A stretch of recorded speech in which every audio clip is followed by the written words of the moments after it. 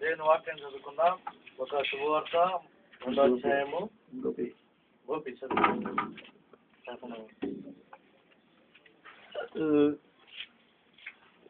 దావీదు పట్టణందు నేడు రక్షకుడు మీ కొరకు పుట్టి ఉన్నాడు, ఈయన ప్రభువైన క్రీస్తు.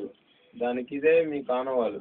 ఒక శిశువు పొత్తిగుడ్డలతో చుట్టబడి ఒక తొట్టిలో పడుకుంటుని ఎందుట మీరు చూసేదరని వారితో చెప్పాను. వెంటనే పరలోక ఆమేన్.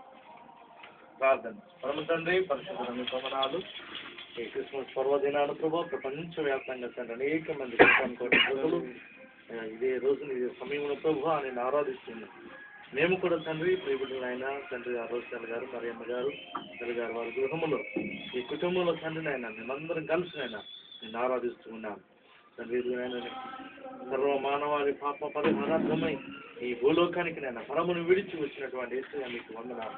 ఈ కుటుంబానికి మీరు ఇచ్చిన గొప్ప రక్షణను బట్టి వందనాలు. కుటుంబాన్ని అంతటిని జ్ఞాపకం చేసుకున్నాను. తండ్రి గారి మంచి ఆరోగ్యం మొత్తం ప్రభు ఆయన కృపరమకు జ్ఞాపకం చేసుకునండి. వారికి దీవించి ఆశ్రయించండి. స్వప్నం కూడా జ్ఞాపకం చేసి దీవించండి. క్రిస్మస్ యొక్క ఎదుగు తండ్రి ఆశీస్సులు, క్రిస్మస్ యొక్క దీవెనలను, ఆశీర్వాదాలను బిడ్డలకు నూరంతలుగా దయచేసి సహాయం చేయండి. యేసు నామమున ప్రార్థించి వేడుకొంచున్నాం తండ్రి.